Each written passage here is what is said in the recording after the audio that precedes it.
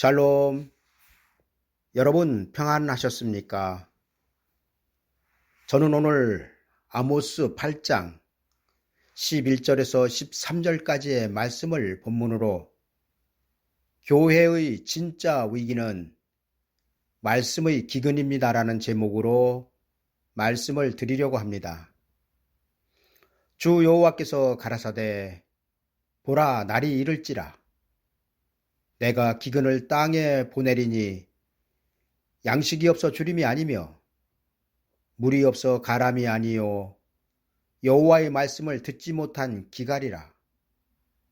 사람이 이 바다에서 저 바다까지 북에서 동까지 비틀거리며 여호와의 말씀을 구하려고 달려 왕래하되 얻지 못하리니 그날에 아름다운 처녀와 젊은 남자가 다 갈아여 피곤하리라.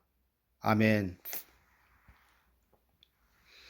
많은 분들이 교회의 위기를 말합니다. 갈수록 대형화되고 화려해져 가는 교회, 대형교회 목사님들의 분에 넘치는 호화 생활, 정치화의 결탁, 작은 교회들이 안고 있는 문제 등을 지적하기도 합니다. 도시 안에서도 큰 교회와 작은 교회의 격차는 날이 갈수록 심각해지고 있으며 작은 교회에서 교회의 기둥된 일꾼으로 키워놓으면 어느 날 큰 교회로 가버리는 일들이 비일비재하게 일어나고 있습니다. 한 사람이 아쉬운 작은 교회에서 교회를 담당하고 있는 목사님으로서는 정말 낙담되는 큰일이 아닐 수 없습니다. 거기에다 아무리 전도를 하여도 세상 사람들이 교회로 전도되어 새로운 신자가 되는 일은 줄어들고 있습니다. 또한 코로나19의 유행이 줄어든 요즘에도 교회는 코로나 이전의 수준으로 좀처럼 예배가 회복되지 못하고 있는 실정입니다. 정말로 지금 교회는 그 어느 때보다 총체적 위기를 맞이하고 있는 것이 현실입니다. 또한 성경은 예수 그리스도의 재림이 가까워지면 교회의 교인들의 수가 급격하게 줄어든다고 아모스 5장 3절에서 이렇게 기록하고 있습니다. 주 여호와께서 가라사대 이스라엘 중에서 1000명이 나가던 성읍에는 100명만 남고 100명이 나가던 성읍에는 10명만 남으리라 하셨느니라. 여러분, 이 말씀은 마지막 때 구원받을 숫자를 말씀하고 있으며 교회는 예수 그리스도의 재림의 때가 가까워 오면서 숫자적으로 과거 부흥하던 시대와는 다르게 변해갈 것입니다. 그러나 여러분, 성경이 증거하고 있는 교회의 진짜 위기는 교회 건물의 화려함, 목사님들의 타락, 정치와의 타협, 교인 수가 줄어들고 교회 간의 상대적 빈곤 때문이 아니라 강단에서 선포되는 말씀 중 구원에 이르는 말씀이 사라지고 있다는 것이 진짜 교회의 위기라고 성경은 증거하고 있습니다. 여러분, 목사님들이 설교를 들어보십시오. 먹을 말씀이 없습니다.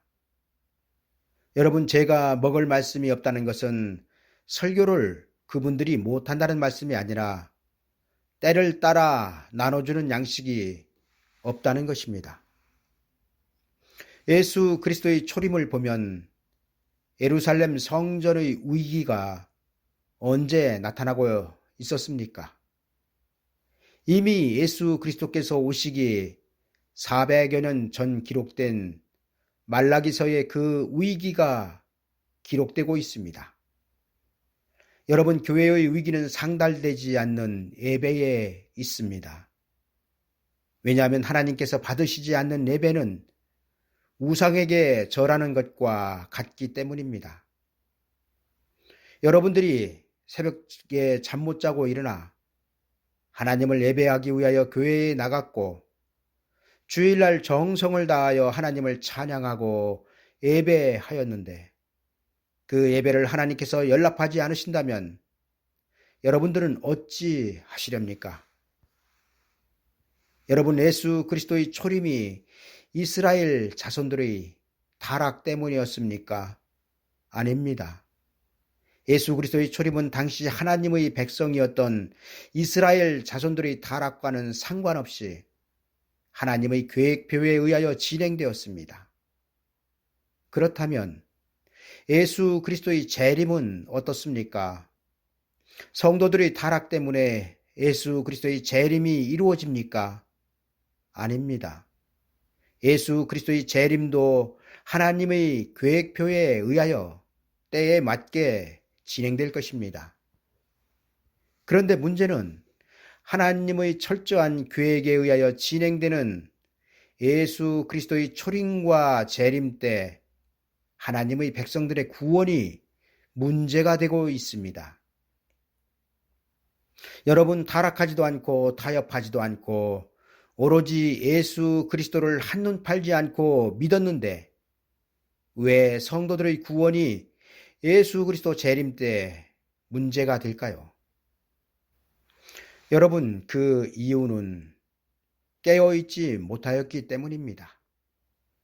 깨어있지 못하면 손에 든 기름 외에 별도의 기름을 예비할 수 없으며 별도의 기름을 예비하지 못하면 등에 불이 꺼져갈 때 다시 불을 밝힐 수 없으며 등에 불을 다시 밝힐 수 없으면 신랑을 영접할 수 없으며 신랑을 영접하지 못하면 천년왕국으로 들어가지 못합니다.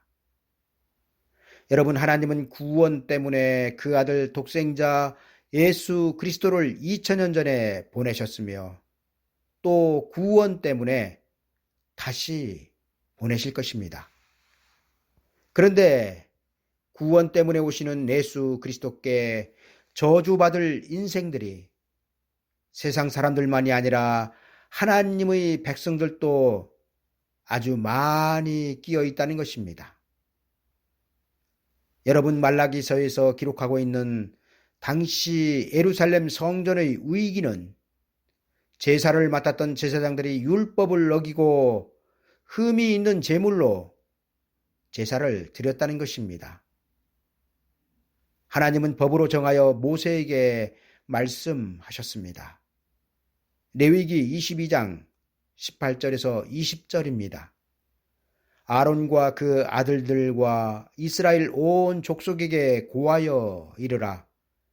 이스라엘 자손이나 그 중에 우고하는 자가 서원제나 낙헌제로 번제를 여호와께 예물로 드리려거든 연납되도록 소나 양이나 염소의 흠 없는 수컷으로 드릴지니 무릇 흠 있는 것을 너희는 드리지 말 것은 그것이 연납되지 못할 것임이니라. 여러분, 말라기는 이스라엘 자손들의 제사가 얼마나 부패하였는지에 대하여 이렇게 기록하고 있습니다. 만군의 여호와가 이르노라. 너희가 눈먼 희생으로 드리는 것이 어찌 악하지 아니하며 저는 것 병든 것으로 드리는 것이 어찌 악하지 아니하냐. 이제 그것을 너희 총독에게 드려보라. 그가 너를 기뻐하겠느냐 너를 간합하겠느냐. 여러분, 왜 제사장들이 하나님의 법을 어겨가면서까지 제사에 사용하지 못할 제물들을 사용하였을까요? 저들도 하나님께서 세우신 제사장들이었는데 왜 저들은 하나님께서 하지 말라고 기록하여 명하신 법을 어겨가면서까지 제사를 드렸느냐 말입니다. 여러분, 여기에서 우리가 깨달아야 할 부분은 하나님께 드리는 제사에서 가장 중요한 것은 제물이었다는 것입니다. 그리고 성전 시대의 제물은 십자가 이후 예수 그리스도의 몸을 상징하고 있지만 예수 그리스도를 증거하여 세상 사람들로 믿게 하는 것은 오늘날 강단에서 나오는 설교입니다. 성전 시대의 제물은 그 피를 제단에 뿌림으로 죄를 사함받았습니다. 그리고 제단에 뿌려지던 짐승의 피는 예수 그리스도의 십자가의 보혈을 상징하고 있습니다. 여러분, 설교는 구원자이신 예수 그리스도와 구원받을 피조물들을 연결하여 주는 연결고리입니다. 설교 없이 일반 성도들이 하나님의 말씀을 이해할 수 없으며 설교 없이 하나님의 뜻을 분별할 수 없습니다.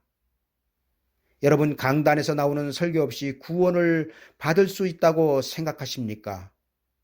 하나님은 하나님의 뜻을 전하기 위하여 그리고 그 뜻대로 구원하시기 위하여 하나님의 종들을 세우셨습니다. 그 어느 시대든 하나님의 종들이 세워지지 않은 시대가 없습니다. 율법 시대나 은혜 시대나 환란 시대까지 하나님은 하나님의 세우신 종들을 통하여 말씀을 전하게 하셨으며 그 말씀대로 구원하십니다. 그런데 하나님의 뜻을 전하기 위하여 세워진 종들이 하나님의 뜻을 분별하지 못하고 계속하여 옛 조상들 대대로 내려오던 그 습관대로 하나님께 제사하며 예배하고 있습니다. 여러분, 2000년 전 예수 그리스도 초림 때 세워졌던 제사장들은 그 이전에 세워졌던 제사장들과는 다른 제사를 드려야 했습니다. 그리고 그 다른 제사는 바로 예수 그리스도의 이름으로 구원받을 준비를 하나님의 백성들로 예비케 하는 것이었습니다. 그러나 예수 그리스도 초림 당시 제사장들은 하나님께서 자신들과 별도로 하나님의 뜻을 전달할 세례 요한을 세우셨는데도 알지 못하였고 깨닫지 못하였습니다.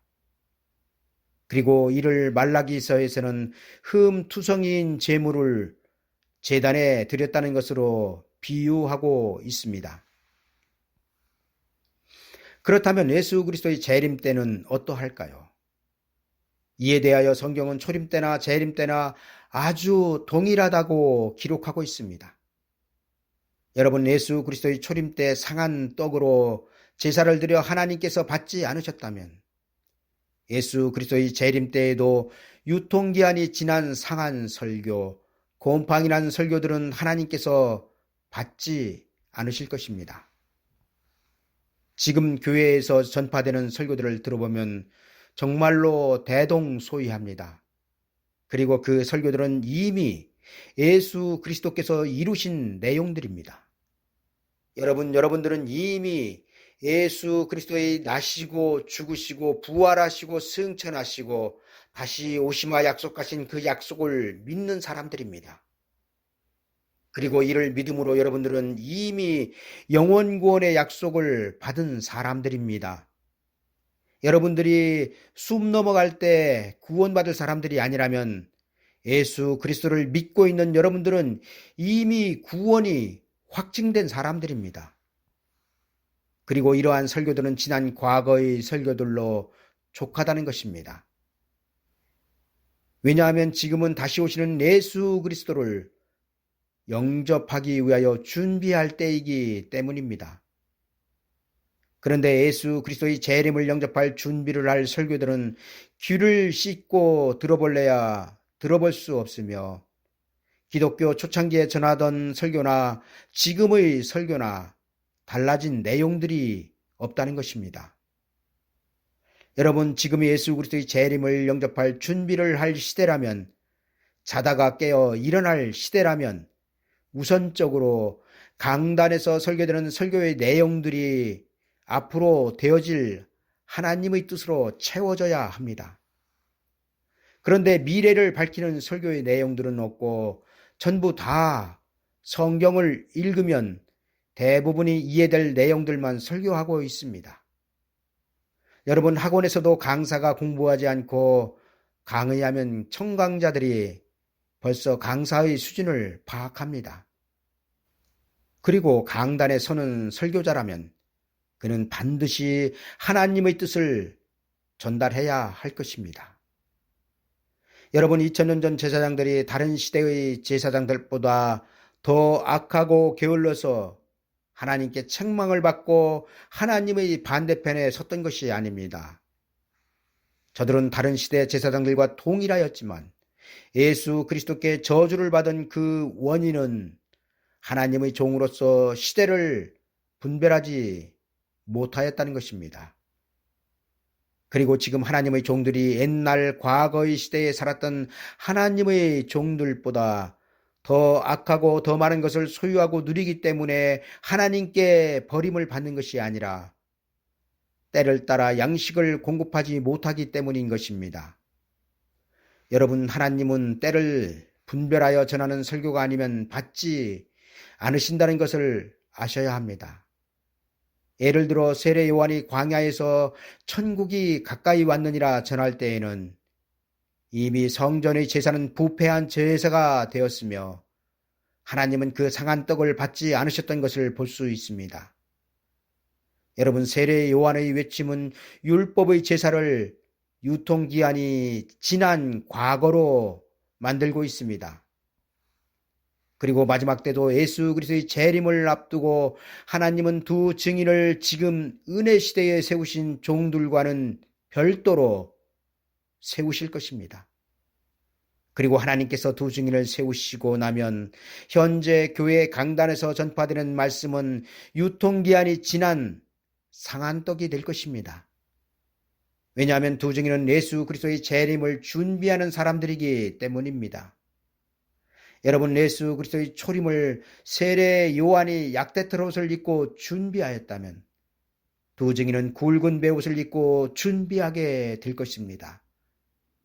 그리고 여기에서 세례 요한이 입었던 약대틀 옷, 두 증인이 입게 될 굵은 베옷은 회개를 상징하고 있습니다. 그런데 여러분, 예수 그리스도의 초림 당시 구원의 대상이었던 이스라엘 자손들이나 예수 그리스도의 재림 때 구원의 대상이 될 성도들은 이미 하나님의 백성인데 왜 또 회개를 하여야 하는지 알고 계십니까? 분명한 것은 초림과 재림 때 하나님을 믿는 하나님의 백성으로 구원을 확정받았지만 다시 회개하여야 한다는 것이며 그 이유에 대해서는 다음에 말씀드리도록 하겠습니다.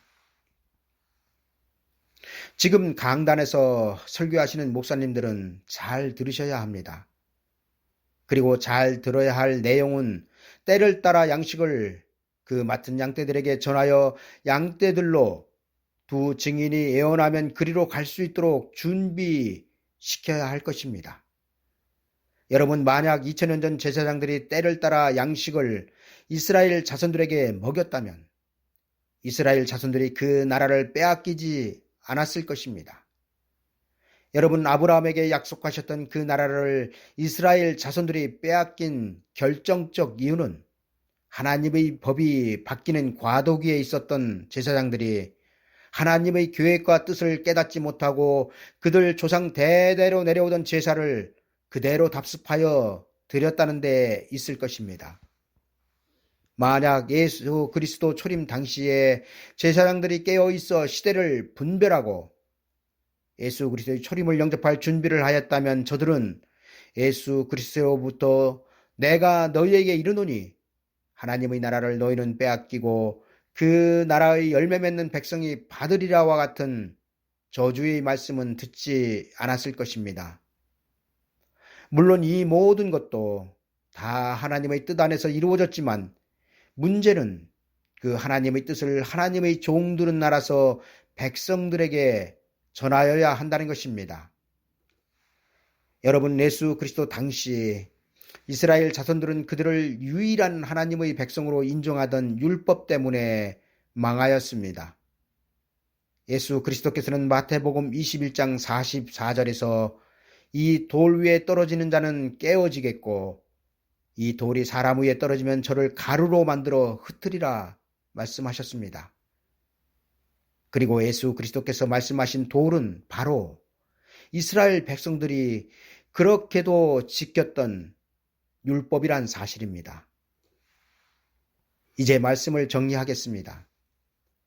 자신을 보혜사라 칭하는 이만희 집단의 신천지가 기승을 부리고 자신을 하나님이라 칭하는 안상홍 하나님의 교회 집단이 부흥을 하고 잊을만 하면 나타나 한국교회를 어지럽게 하는 특별 계시를 받았다는 사람들이 나타나는 것은, 또 이들에게 미혹되는 성도들이 있는 것은 다 강단에서의 시대적인 구원의 말씀이 선포되고 있지 않기 때문입니다. 여러분, 영적으로 장성한 자가 먹어야 할 양식은 십자가 도의 초보가 아니라 십자가 구원의 완성입니다. 몸은 장성하였지만 단단한 양식을 먹어보지 못하고 젖을 먹던 사람에게 딱딱한 견과류를 먹인다면 그는 소화하지 못하고 배탈이 날 것입니다. 이처럼 하나님의 구원의 양식도 때를 따라 먹지 못하면 배탈이 나게 될 것입니다. 예수 그리스도의 초림 당시 제사장들은 이스라엘 자손들을 광야 세례 요한에게로 보내야 했습니다. 그리고 예수 그리스도의 재림 때 지금 교회는 성도들을 두 증인에게로 보내야 할 것입니다. 왜냐하면 구원이 거기에 있기 때문입니다. 또한 예수 그리스도의 초림 당시 이스라엘 백성들이 천국 복음은 모르고 율법만 알다가 망하였다면 예수 그리스도의 재림 때에는 하나님의 백성들이 영원한 복음은 모르고 천국 복음만 알다가 망하게 될 것입니다. 여러분, 천국 복음은 은혜 시대의 진리이며 은혜 시대의 구원의 복음입니다. 그러나 여러분, 예수 그리스도의 재림을 맞이하기 위해서는 반드시 영원한 복음을 읽고 듣고 지켜야 한다고 성경은 기록하고 있습니다.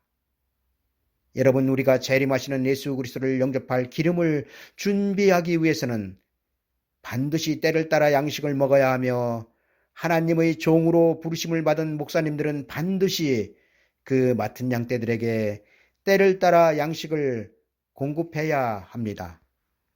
그렇지 않으면 율법에 매여있던 이스라엘 자손들이 천국 복음을 모른 채 낙원으로의 구원을 받지 못하였듯이 마지막 때 영원한 복음을 모른 채 천국 복음에만 매여있던 사람들은 혼인집으로 들어가는 구원을 받지 못하게 될 것입니다.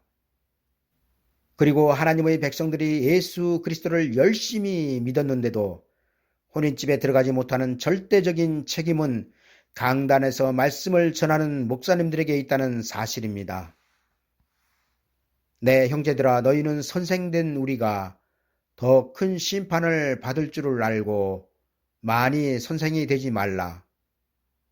여러분, 하나님께서 세우신 선생된 자들이 상급은 받지 못할 망정 왜 더 큰 심판을 받을까요?